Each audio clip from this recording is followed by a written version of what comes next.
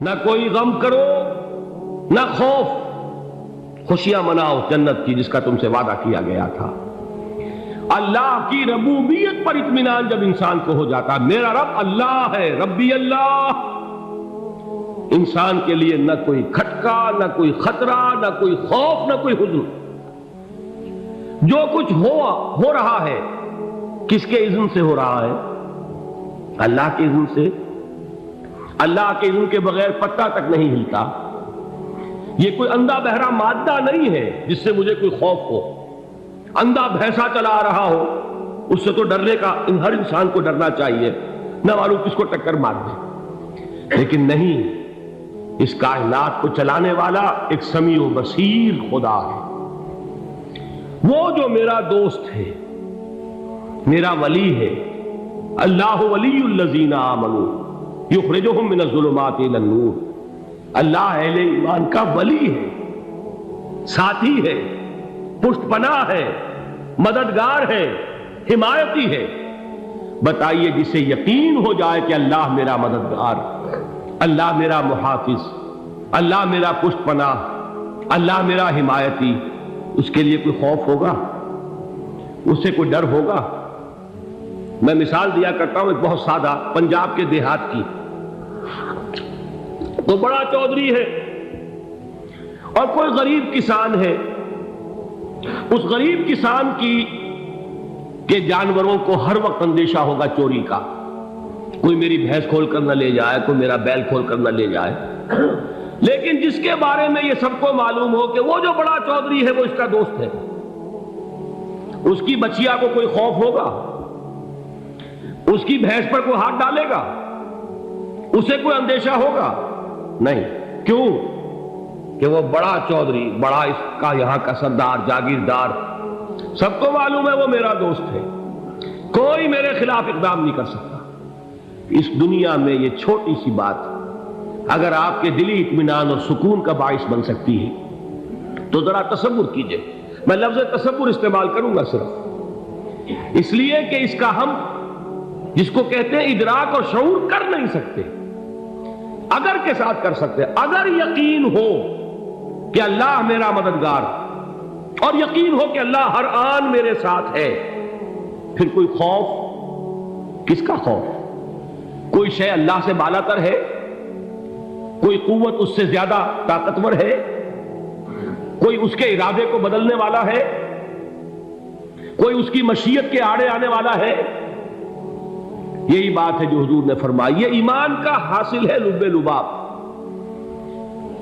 کہ دیکھو اچھی طرح اس بات کو ذہن نشین کر لو۔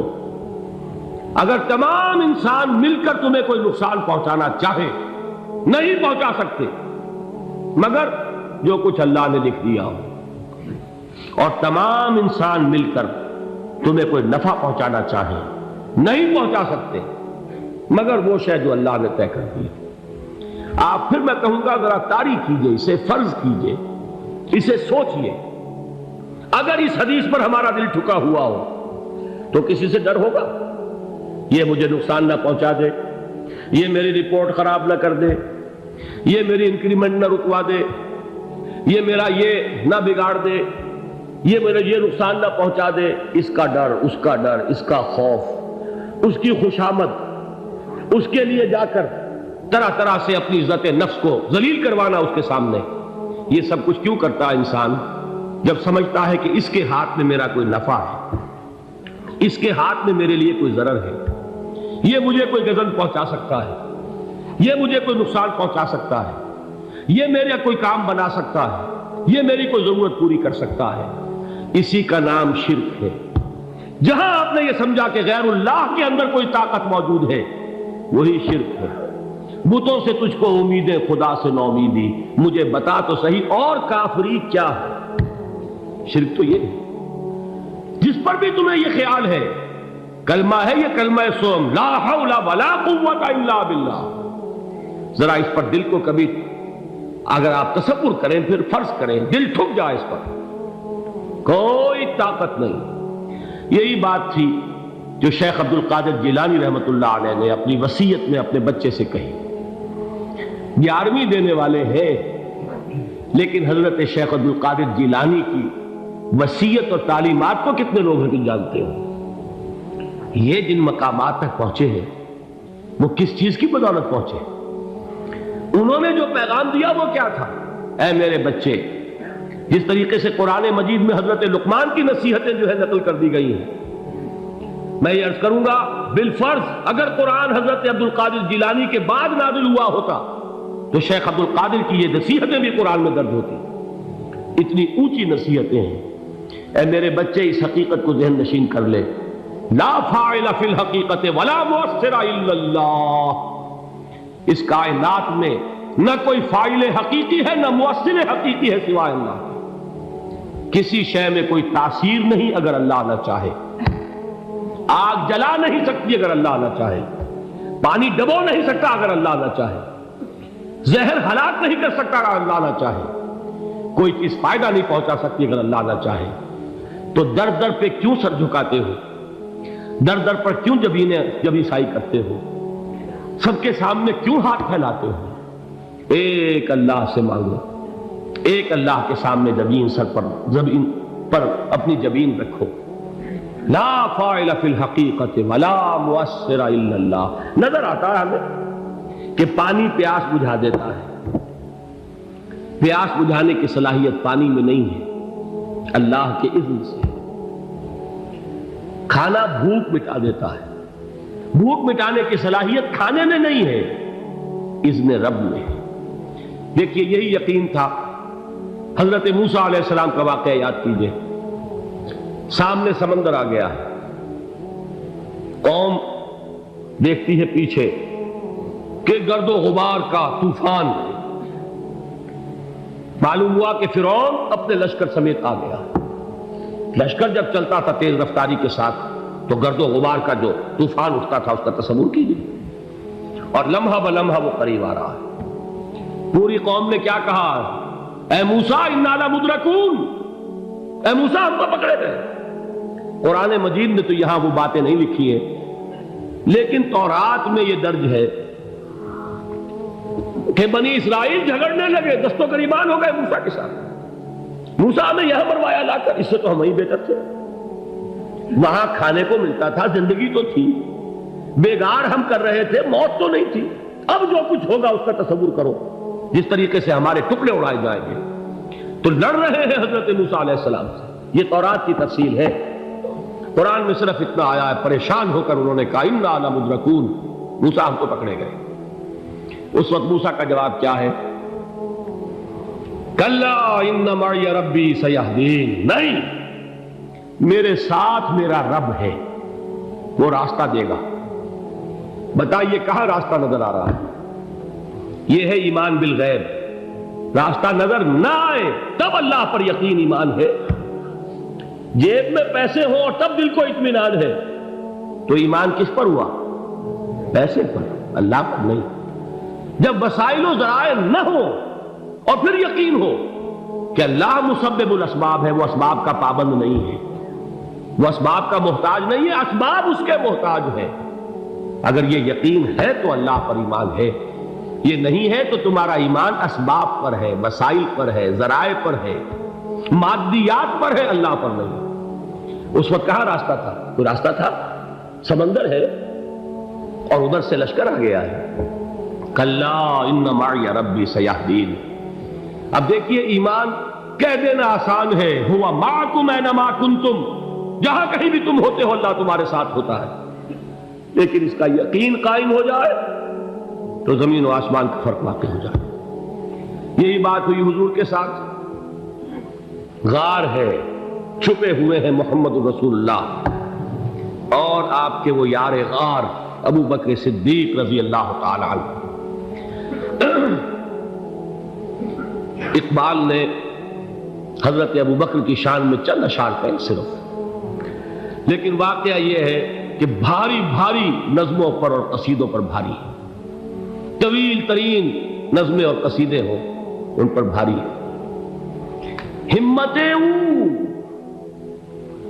ابو بکر کی ہمت جو ہے، کشت ملت را چوں ابر، جیسے بارش سے کھیتی اپجتی ہے، ابو بکر کی ہمت اور عزیمت اس امت کو اسی طرح سینچنے والی ہے۔ ثانیے اسلام و غار و بدر و قبر، وہ دوسرے تھے اسلام میں، دوسرے پہلے کون تھے؟ انا اول المومنین، حضور فرماتے سب سے پہلا ایمان لانے والا میں، دوسرے ابو بکر۔ ویسے ہمارے ہاں یہ چلتا ہے اختلاف، حضرت علی پہلے ہیں کہ حضرت ابو بکر پہلے ہیں، لیکن اس میں بڑی خوبصورت تطبیق قائم کی ہے علماء نے، اور بہت صحیح ہے۔ چار کے بارے میں فیصلہ ہی مت کرو کہ کون پہلے، ان کی ایک عجیب تقسیم کر دی ہے۔ آزاد مردوں میں، بالغ مردوں میں سب سے پہلے ابو بکر، بچوں میں سب سے پہلے علی، خواتین میں سب سے پہلے خدیجہ، اور غلاموں میں سب سے پہلے زید بن حارثہ۔ بڑی پیاری تقسیم ہے، یہ چاروں ہی پہلے ہیں، ہر ایک کے لیے اولیت ہے۔ اور واقعہ یہ ہے کہ اگر زمانی اعتبار سے تعین ہوگا تو پہلے خدیجۃ الکبریٰ آئیں گی رضی اللہ تعالی عنہ، کسی اور سے بات کرنے کی نوبت بعد میں آ سکتی ہے، پہلے تو اہلیہ محترمہ سے بات ہوئی، آتے ہی پہلی وحی ہوئی ہے، ابھی تبلیغ کا حکم نہیں تھا۔ کس کو بتایا واقعہ؟ ابھی اپنی نبوت کی تبلیغ کا تو حکم ہی نہیں آیا، واقعہ کس کا ہے؟ وہ خدیجہ کا ہے۔ جب کہا ہے کہ خشیت علی نفسی، مجھے اپنی جان کا اندیشہ ہے، تو کیا جواب دیا خدیجہ نے رضی اللہ تعالی عنہا؟ وہ صدیقۃ الکبریٰ ہے، صدیقات جو ہے خواتین ان میں چوٹی پر خدیجۃ الکبریٰ ہے رضی اللہ تعالی عنہا، اور صدیق جو مرد ہیں ان میں صدیق اکبر ہے ابو بکر صدیق رضی اللہ تعالی عنہ، لیکن صدیقات میں چوٹی پر۔ جب حضور نے فرمایا خشیت علی نفسی، کیا فرمایا، کیا عرض کیا، کیسے تسلی دی؟ نہیں نہیں، اللہ آپ کو ضائع نہیں کرے گا، آپ غریبوں کے ہمدرد ہیں، آپ مساکین کے تکالیف رفع کرنے والے ہیں، آپ بیواؤں کی سرپرستی کرتے ہیں، آپ مسافروں کی خدمت کرتے ہیں، اللہ آپ کو ضائع نہیں کرے گا۔ یہ یقین ہے اس خاتون کے اندر۔ خیر وہ ایک علیحدہ بات ہو جائے گی۔ میرے دل پر حضرت خدیجہ رضی اللہ تعالیٰ عنہ کی شخصیت کا بڑا گہرا نقش ہے، جو وہ کوئی اور ہی وقت اور موقع ہوا تو بیان ہوگا۔ بہرحال اقبال نے ایک مصرے میں جو چار اولیتیں جمع کر دی ہیں، ہمتیں او کشت امت را چو ابر، ثانی اسلام و غار و بدر و قبر۔ اسلام میں حضور کے بعد پہلے کون؟ ابو بکر۔ غار میں حضور کے ساتھ کون؟ ابو بکر۔ بدر کی رات اللہ کا رسول سربسجود وہ جھاڑ، وہ گھاس پھوس کی جو جھوپڑی بنائی گئی تھی، اور وہاں تلوار ننگی لے کر پہرا دینے والا کون؟ ابو بکر۔ اور اس حجرہ عائشہ میں محمد کے بعد سب سے پہلے دفن ہونے والا کون؟ ابو بکر رضی اللہ تعالی عنہ وصلی اللہ علیہ وسلم۔ وہ جو معاملہ میں سنا رہا تھا غار ثور کا، حضرت ابو بکر بھی حضور کے خیال سے لرز گئے ہیں۔ آپ کو یاد ہوگا کہ جا کر پہلے تمام جتنے سوراخ تھے انہیں بند کیا ہے، ایک سوراخ رہ گیا تھا جس کو بند کرنے کے لیے کوئی کپڑا نہیں تھا، وہاں اپنی ایڑی رکھی ہے، تب کہا ہے حضور سے تشریف لائیے، اور اپنے زانو پر حضور کو لٹایا ہے، اور وہاں کسی موذی جانور نے کاٹا ہے، حضور کی آنکھ لگ گئی تھی، اس وقت اس بل کے اندر جو بھی بچھو ہے کیا ہے واللہ عالم، اس نے کاٹا ہے، اس کی تکلیف کی وجہ سے ابو بکر کی آنکھوں سے آنسو ٹپک گئے، حضور کے چہرے مبارک پر پڑے ہیں، تو حضور جاگے ہیں، معاملہ کیا ہے؟ ایڑی نہیں ہٹائی وہاں سے، مبادا وہ جانور وہاں سے نکل کر محمد الرسول اللہ کو کوئی گزن پہنچا دے، ابو بکر کی ایڑی ہے، جس طرح چاہے کھا لے، ختم کر دے، جان نکل جائے تب کوئی آنچ آئے، محمد پر تو آئے، لیکن جیتے جی نہیں۔ وہ ہے ابو بکر حضور کے خیال سے۔ اس وقت حضور نے پھر اپنا لعاب دہن لگایا ہے، اور اس سے پھر آپ کی تکلیف ختم ہوئی۔ جیسے خیبر میں حضرت علی کی آنکھ دکھ رہی تھی، اس کو جو شفا حاصل ہوئی ہے وہ بھی حضور کے لعاب دہن سے ہوئی۔ تو بہرحال اس وقت انہوں نے کہا ہے کہ اے نبی یا رسول اللہ، اگر اس وقت ان میں سے کسی نے غیر ارادی طور پر بھی اپنے قدموں کی طرف جھانک لیا تو پکڑے جائیں گے، کیا جواب تھا اللہ کے رسول کا؟ لا تحزن ان اللہ معنا، اللہ ہمارے ساتھ ہے، کیوں گھبراتے ہو ابو بکر؟ یہ ہے ایمان باللہ، میرا مالک اللہ، میرا رازق اللہ، میرا محافظ اللہ، میرا مددگار اللہ، میرا پشت پناہ اللہ، میرا دوست اللہ۔